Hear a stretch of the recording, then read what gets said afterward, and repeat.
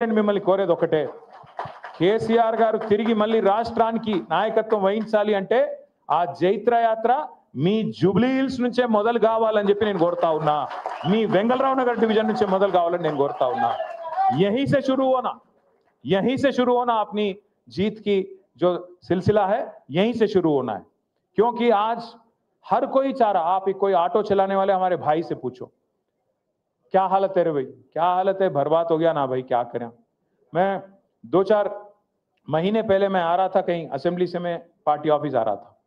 आते आते बीच में वो बंजारा हिल्स के पास लाइट, रेड लाइट आया तो रुक गया मैं. इतने में मेरे बगल में एक ऑटो आ गया. ऑटो वाला सलाम बोला, मैं भी सलाम भाई बोला. बोलते ही उन्होंने बोला साहब एक बार शीशा नीचे करो. मैं शीशा नीचे कर लिया. बोला सलाम, मैं फिर से बोला सलाम. क्या नाम है? बोला महमूद. बोला महमूद भाई क्या हाल है? क्या हाल है साहब? बर्बाद है. मैं बोला बर्बाद क्या हुआ? क्या है साहब? पूरा धंधा कारोबार खत्म, कहीं भी रोटेशन में पैसे नहीं है. एक तरफ रियल एस्टेट खत्म हो गया, एक तरफ हमारा कारोबार खत्म हो गया. कहीं भी आज कहीं भी देखो आप, आज कोई नहीं है साहब. केसीआर साहब जाने के बाद वो गया साहब, वो माहौल गया हैदराबाद में, वो पुराना वाला हालचाल नहीं है అన్నాడు. मैं क्या करूं महमूद भाई, फिर एक वोट का सजा 5 साल है ना, ఒక ఓట్ శిక్ష 5 ఏళ్ళు కదా అని నేను అన్నా. అంటే ఏమంటాడు తెలుసా महमूद भाई, कोई तरकीब नहीं है क्या साहब, कोई तरकीब అంటే ఏమైనా ఉపాయం లేదా అంటుండు. యాడున్నది ఉపాయం? ఉపాయం యాడున్నదంటే మీ చేతులు ఉన్నది. జూబ్లీ హిల్స్ మీరు గట్టిగా గుద్దుతే వీళ్ళు చక్కగా అవుతారు, లైన్లకు వస్తారు. ఇచ్చిన హామీలన్నీ నిలబెట్టుకోవాలంటే మీరు జూబ్లీ హిల్స్ లగాయించి మంచిగా పిడికిలు బిగించి కడుపులోకి వెళ్ళి గట్టి గుద్దుతే అన్ని చక్కగా వెళ్తాయి.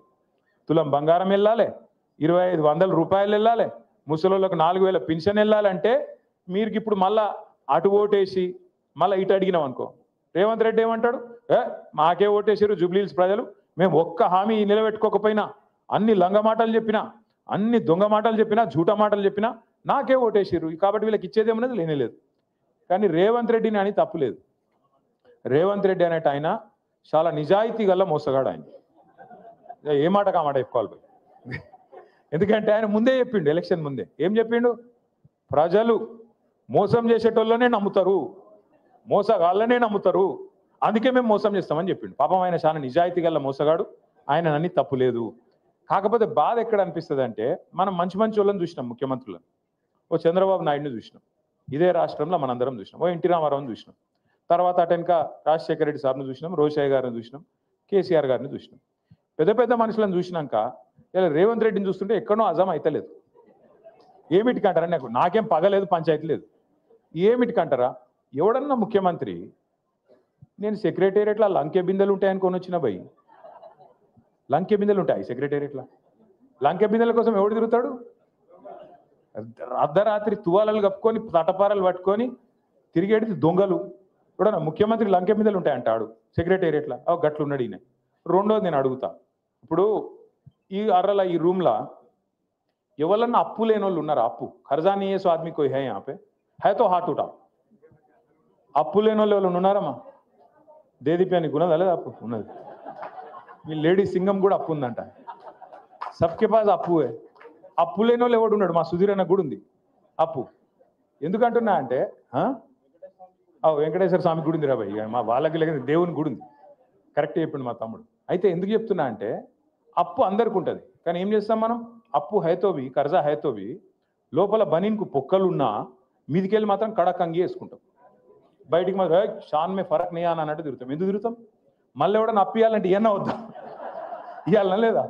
ఇవ్వాలి మరి, అందుకే తిరుగుతాం అట్లా. కానీ ఈయన ఎట్లున్నాడు ముఖ్యమంత్రి? ముఖ్యమంత్రి అంటేనే కుటుంబానికి పెద్ద. ఈయననే తెల్లారి మార్కెట్లో పడి నా రాష్ట్రం దివాలా తీసింది, నా రాష్ట్రం సగనాకిపోయింది, నా రాష్ట్రం మొత్తం ఎయిడ్స్ పేషెంట్ అయిపోయింది, నా రాష్ట్రం క్యాన్సర్ పేషెంట్ అయిపోయింది, నేను ఢిల్లీకి పోతే నాకు ఎవడు అపాయింట్మెంట్ ఇస్తలేడు, నాకు అపాయింట్మెంట్ ఇస్తే చెప్పులు ఎత్తుకపోతాడేమో అని భయపడుతుర్రు, ఇట్లా మాట్లాడతాడు ఎవడ ముఖ్యమంత్రి. ఈయనట మన జూబ్లీ హిల్స్ని ఉద్ధరిస్తారట, హైదరాబాద్ను ఉద్ధరిస్తారట. మీరు ఆలోచన చేయండి, గిసోటి ముఖ్యమంత్రిని ఏమన్నా చూసినామా? ఇంకోటి అప్పు ఉందనుకో,